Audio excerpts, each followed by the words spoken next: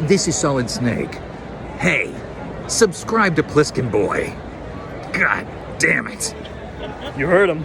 On a physical and spiritual level, I find it very difficult to not talk about Halo Combat Evolved. So naturally, whenever we're having a sandbox discussion, I bring up Halo Combat Evolved. However, some of you have shown interest in me making a sandbox video where I talk about a whole bunch of games without mentioning Halo Combat Evolved. So from this point here, from this very sentence, I am no longer allowed to bring up Halo Combat Evolved, starting now.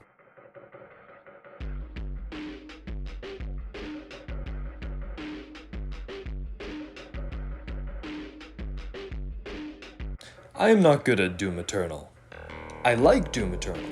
I like the weapon design, like the assault rifle or the rifle explosive sniper type thing is probably one of the coolest guns ever designed in science fiction.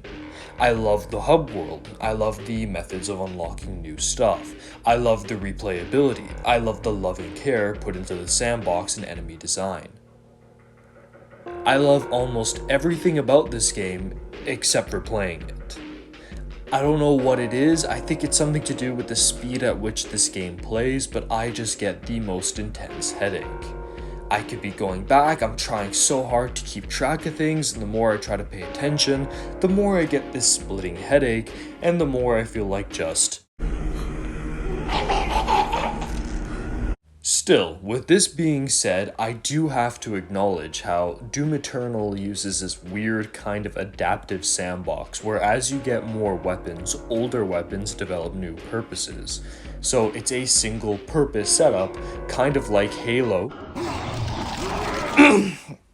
Oh, okay, that did not feel good. Anyways, Doom. So it uses a single-purpose sandbox. Even when a new gun comes in that seems like it's going to be taking the role of another given gun, it ends up having a different role, or that original gun takes on a different role. Let's take, for example, the starter shotgun and the super shotgun. The starter shotgun is the only gun you have at the beginning. It's your basic shotgun type weapon.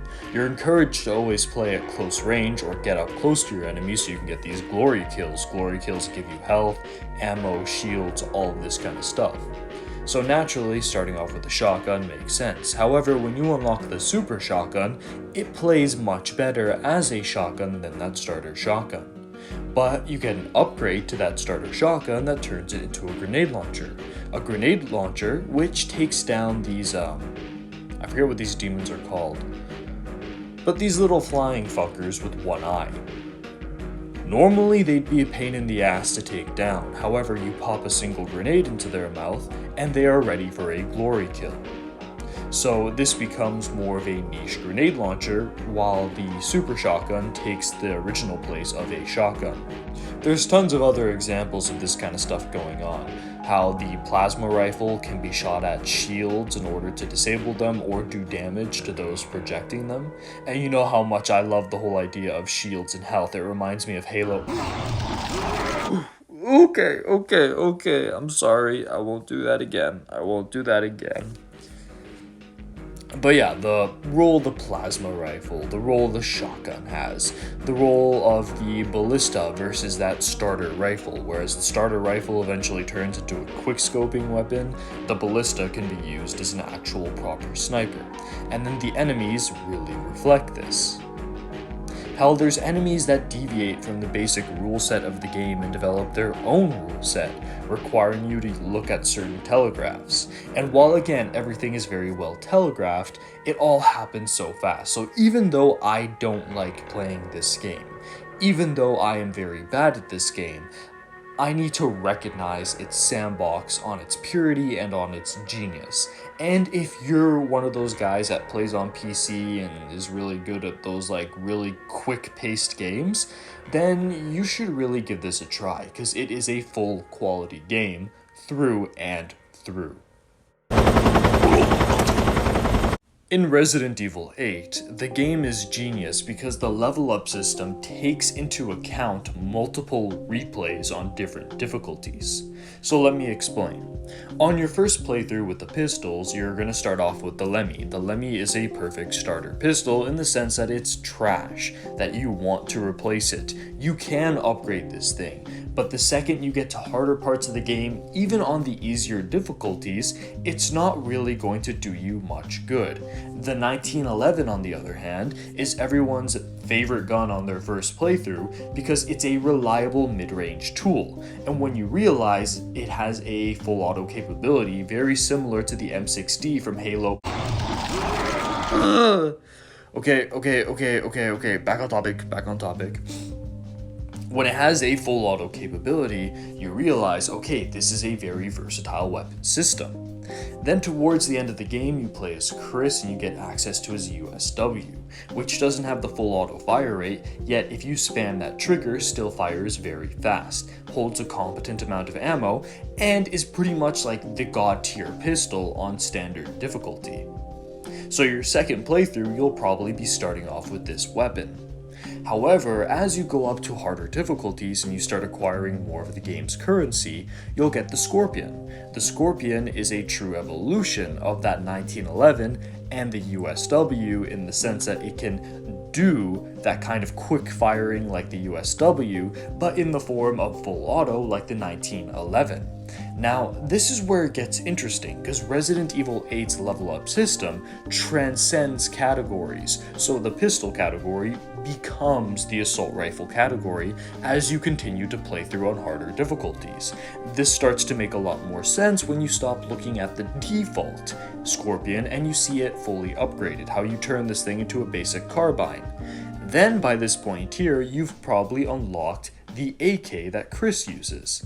The AK is pretty freaking good, and because it comes fully upgraded already, you get it in unlimited ammo. So when you go to tackle this game on Village of Shadows, this AK on unlimited ammo is what got me through the entire thing. After you beat the game on Village of Shadows, you unlock the MCX and you start getting the funds to fully upgrade it. And by the time this thing is fully upgraded, you've reached the top of that tree, that mid-range, high fire rate, still accuracy if you time your shots type of tree. So the pistols evolve into PDWs, which evolves into full-on assault rifles, but it's a very clear level up system of that same role, taking into account how you're going to be unlocking these guns through different playthroughs. The shotgun category is much easier to break down. You start off with the 1897 and that becomes your first kind of like stun type weapon, because this gun will never get too powerful, but it's always going to be really good at pushing enemies back. When you find the Remington 870 later on in your first playthrough, that's when this becomes a competent damage weapon. By the time you beat the game, you probably have enough money to buy, and then through your second playthrough fully upgrade the Saiga 12, which is much slower than the other two shotguns, but for that role of whipping this out when someone gets too close and creating a little bit of space, it does it better than anything else. Then if we go over to the explosives category, on your first playthrough, you're probably just going to be using the mines and the pipe bombs. The pipe bombs can be thrown into groups of enemies to do crazy amounts of, not necessarily damage, but stun potential. And then the mines are for enemies to walk into, so you can halt their advance or do a little bit of damage. Now what makes these explosives interesting is that later on in the game, you'll find enemies that utilize armor. Armor that needs to be blown off with explosives before you can hit them with another gun. It's kind of like how in Halo you need to... It's cool because it enables a two-step system of taking these enemies down that ensures that you use multiple parts of the sandbox. Eventually, you unlock the M79, which can do what the pipe bomb and mines can do, except much better at further ranges. Now, probably during your first playthrough, you're going to be using the M79 like a normal Resident Evil grenade launcher, but this isn't the case. You see, the mine and the pipe bomb were mostly about taking off armor or stunning enemies, and the M79 is part of this tree. It's a level up of those two weapons. So even though you might be able to shoot an enemy and you might think you're doing damage, you're really just stunning them. This becomes much more clear when you utilize the flashbang rounds. This is why, although some players have an issue with it, when you beat the game on Village of Shadows and you get the gyrojet pistol, everyone's like, oh my god, this is so weak, why is this the reward? It's because it's the top of the tree for the explosive stun type weapons. With the gyrojet pistol, you can do everything the M79 can do, however, the effects of both stun and damaging grenades are in the same thing. And it has the capability to fire much more rapidly. So if I need to disperse groups and run through an area, or if I need to stop a harder enemy in its tracks while I reload a different weapon, this is the best version of that type of gameplay. Even the melee weapons have a level up system. You start off with that kitchen knife, which is just the basic knife. It's not really useful for close range combat. Chris's karambit is an upgrade that's actually viable against some weaker enemies. And I still haven't unlocked the lightsaber, which is supposed to be one of the highest damaging weapons in the game. But you need to beat mercenaries with full S ranks all the way through, and that's much easier said than done. Then we get over to the Magnum, so on your first playthrough, you'll probably find the Wolfsbane and think, oh my god, this thing's amazing. On your second playthrough, you'll probably be able to afford the Stake, which is much better in every single way. And then eventually, you'll get enough points to unlock the final hand cannon, which is just the end-all be-all for damage. And this brings us to the one issue with the sandbox that isn't even an issue. You see, like the original Resident Evil 4 had that weird single-purpose TMP that fulfilled its role very well, but still was at odds with the rest of the sandbox, the F2 sniper is in the same boat, in the sense that it's the only sniper in the game, it's really good at ranged combat, and I have no issues with how this weapon is implemented. However, its single-purpose design is at odds with the rest of the game's level-up sandbox. Now, there's a YouTube channel, if you haven't heard of it and you like Resident Evil and you like guns, you should really check it out. It's called Kendo's Gun Shop. Kendo's Gun Shop goes into detail talking about how there were cut weapons from this game. Specifically, the one in question right now is the G3. Now, the G3, I believe, would have been a level up from the F2 sniper, a much faster firing version of it. And if this was still in the game, then that full level up system philosophy across every category would be complete. However, whether it was due to time constraints or certain issues or whatever, the G3 never got added to the game. So this F2 stands out as its own single-purpose weapon. Again, a very good single-purpose weapon that's very worth using, but it still is at odds with the level-up system. But wait, there's more. You see, there's also a DLC called Shadows of Rose, which is single-purpose in nature. In this game, what you do is utilize your very weak pistol to just do damage from far away. You have your shotgun to deal great damage up close or for boss fight enemies. You have a pipe bomb to help you disperse enemies, and then you could utilize your powers to stun enemies, cover your reloads, save resources by just running by, or maybe you use it for traversal to open doors and such. This is a very great single-purpose system. And the fact that Resident Evil 8 can do both a perfect level-up system and a perfect single-purpose system shows just how crazy this game's balancing is. The only things I would change are pretty much nitpicks. I mean, of course, there's that whole thing with the G3 to complete the level-up system, but then stuff like switching out Chris's, Draco pistol for a proper AK-104 that's all Xenagoed out. Maybe switching out the 1911 for the M45 model that's already in the game. Maybe switching out the Scorpion for the Glock that's already in the game, and then being able to upgrade it to like a Roni conversion kit. However, I understand they already have the USW in there as like that tactical pistol as you're moving along. Because they have this whole theme going on where you either have like rustic, modern, and like super uber tactical.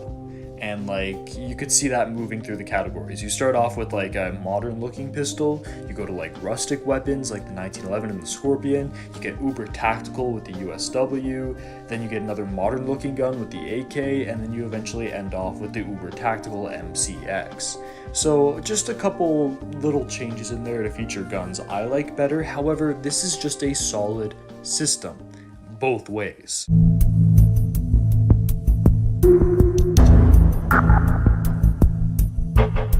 Now, this brings us to the final game we're going to be talking about today, and the second best balanced sandbox I've ever seen in a game, and that is Metal Gear Solid 2's Tanker Chapter.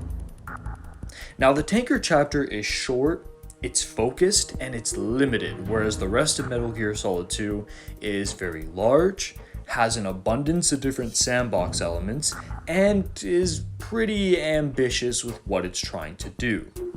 Now, the perks of being in a much more controlled, realistically developed environment is that things tend to be thought out much better, and the tanker is a perfect example of this. The enemies are very simple, but fulfill their role. You have your basic guard, you have your shield guard, and then you have your armored guards. Then of course you have the US Marines towards the end, but they're more supplementary for, normal guards. You have cameras, you have bomb traps, and that's it. And then this brings us to the weapon sandbox, which is just as simple and refined. You have your M9. This is your stealth gun. 90% of the time you're shooting at the enemies, you're going to be using this. It'll knock guys out, it's cleaner for stealth, it's your go-to, and you start off with it. After the Olga boss fight, you unlock the USP. The USP is much better for combating counters, destroying cameras, and disabling bomb traps. So you get this dichotomy between the M9 and the USP. Destructive power, clean, quiet approach, and you're bouncing back and forth between these two approaches whenever is necessary or appropriate. Even if you are a non-lethal purist, there is a reason to use the USP when disabling bomb traps. So it's not like other Metal Gear games where you just have the right weapon and then weapons you can use if you feel like it.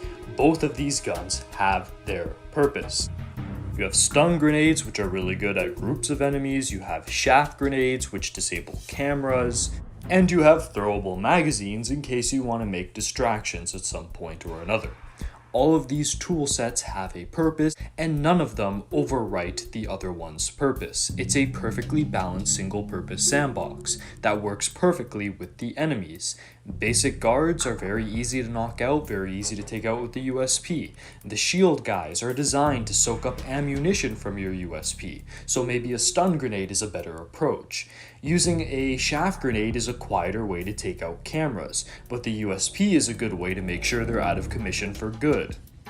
Then you go over with your items and you have bandages that stop your bleeding, rations that upgrade your health. There's even a ration out there that you can pick up that's actually detrimental because it's infected with bugs and those bugs will follow you around.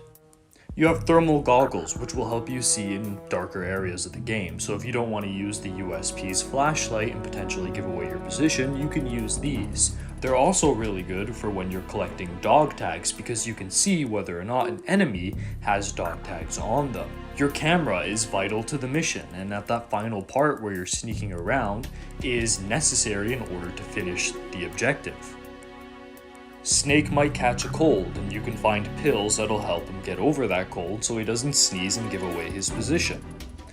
Every single item, every single weapon, every single enemy jives together so perfectly. It's perfect single-purpose harmony. And the only other game I've ever seen do this is Halo. You know what? I can't hold this back anymore. I'm really trying to. Halo.